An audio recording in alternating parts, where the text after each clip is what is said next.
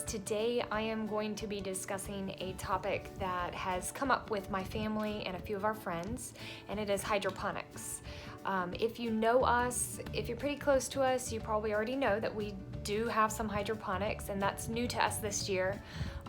This was actually completely my husband's idea, and he brought it up a few years ago saying how he would like to do it, and I was like, oh man, really? Like, who does that? Who does hydroponics? So fast forward to today, and we have been doing this since I would say January or February at the very least. I plan to go through why do hydroponics, how to do hydroponics, when to do hydroponics, and where to do hydroponics.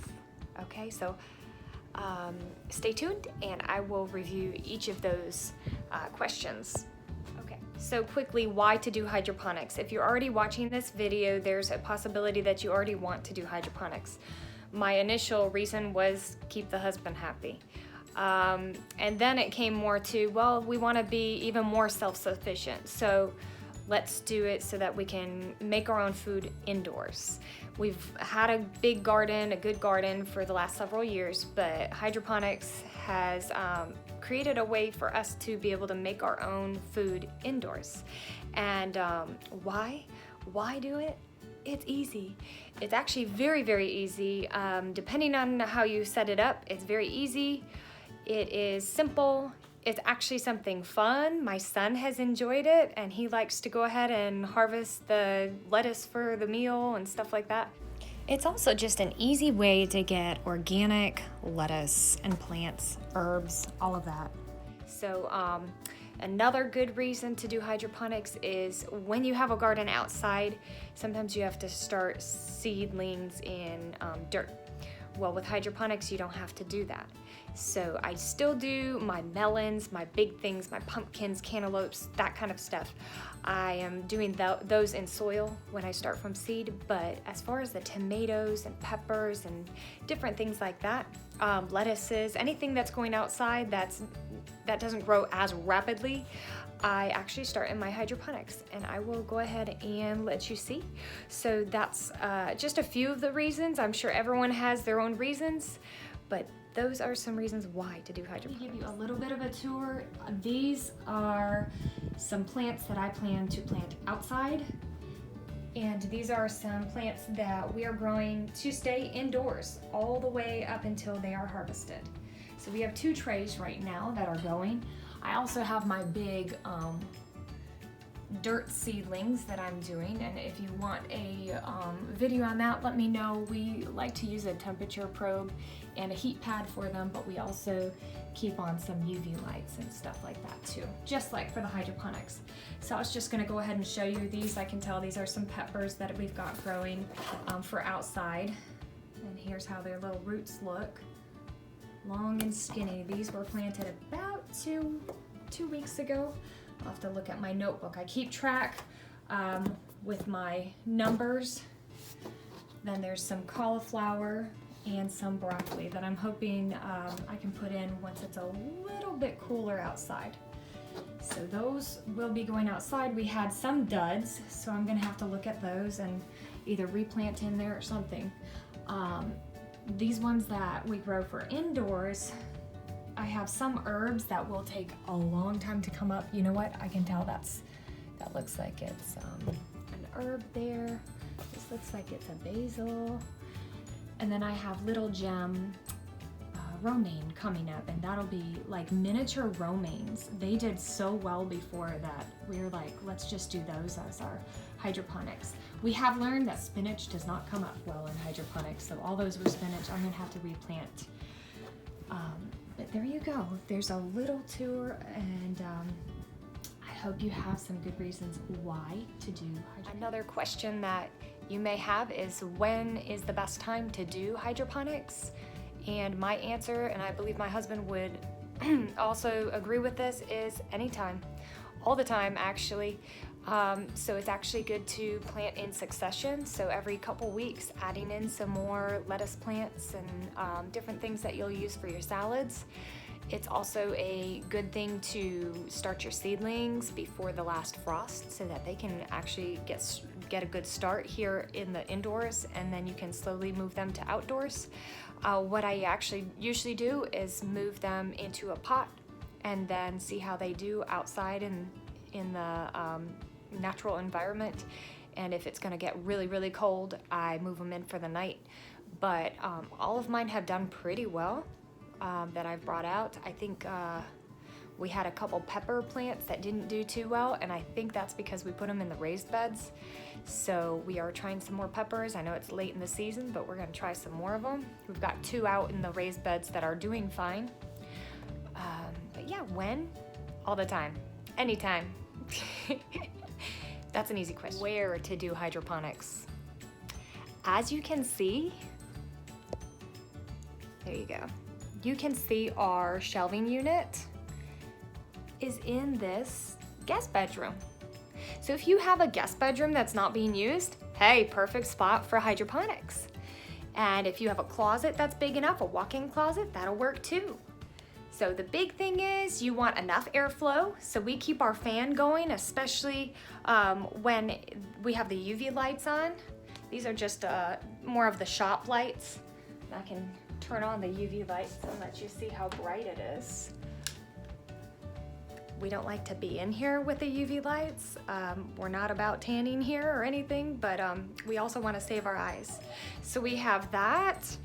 And then I like to keep a blanket up just so that all the neighbors don't see this purple light and say, what are they growing? The great part about hydroponics on this shelving unit is that it is mobile. So if you have it on wheels, then you can go ahead and move it to anywhere where you need it to be. So if we had a guest come in here, we could move it to one of our other rooms and it would be just fine. The most common question I get asked is how to do hydroponics. How do we even set it up? How does it work? So this video I will try to do as quick and simple as I can. Obviously there are some details such as mixing up the fluids that go underneath, and that would be for another video, but that is actually pretty simple once you just get the measurements right. My husband does it every time. So what you determine is how many plants you actually feel like you want to be growing, and then it lets you know how many bins or however you set it up you need. Now honestly, hydroponics can be done so many different ways. So this is just one way, and this is working for us so far. So we buy these big bins. I have one on the bed here filled with some stuff that I'm going to show you guys. And then I also have a sheet of this. It's called fluted polypropylene. It's plastic cardboard is what they call it. And so what we did was we went ahead and we cut some holes in it for these little containers. And so when you buy these containers, they come in big packs if you like it that way. But at the very bottom of them, we found that is a little bit too hard to pull the plants out of when we actually are planting into the garden. So a lot of ours we have cut, and I don't know if you can see that well.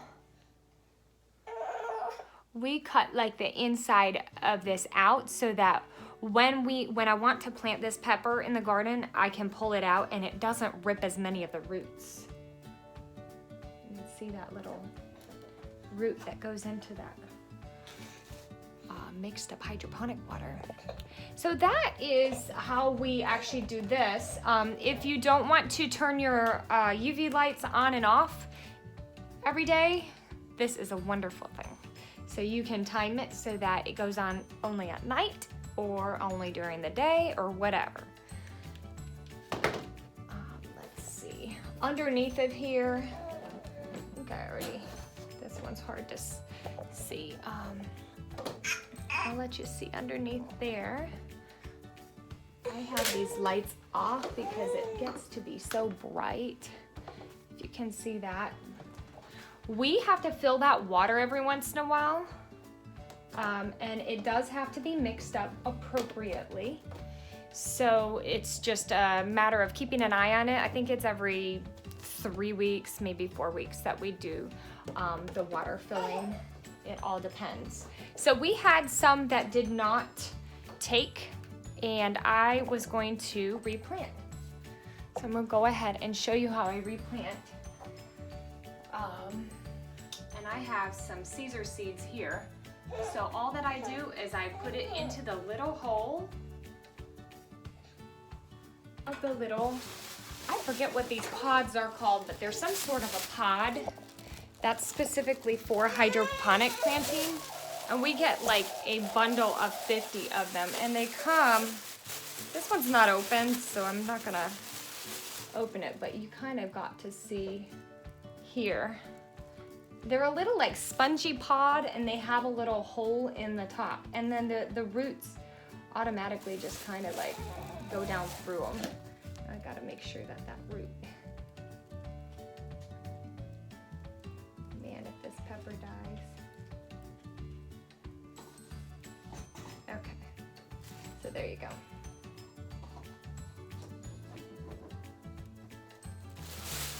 So the pods are something to buy, the bins are something to buy, the top part, and of course the little cups. And we reuse these. You can just clean them with some hydrogen peroxide water, and we clean our bins very well too in between plantings.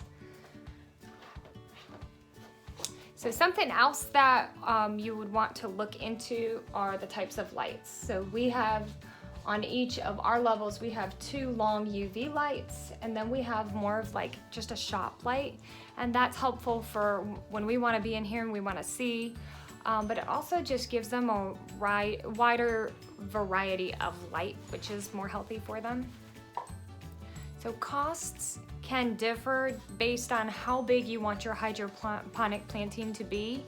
We do have a different square UV light, and I'll show a picture of that. That is more concentrated, and so what we found was if we wanted to start a bunch of seeds all at once, for example, for in the garden, the cups are much more dense in this bin, and we can plant a lot more all at one time.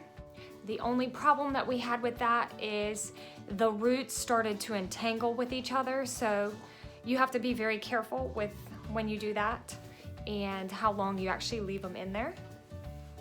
Let's see, the other thing that you might want to invest in are blackout curtains. So some people put blackout curtains certain areas around their hydroponics, or sometimes just on the windows.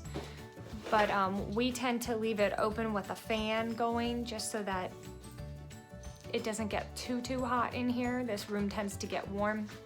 Then the other thing that I recommend getting is just a notebook and keeping track of your dates, keeping track of what items you actually planted and when, so that, like I did, I was able to replant a couple weeks later when I realized that none of those spinaches were growing, and one of my Caesars wasn't growing, and then a couple of my herbs too.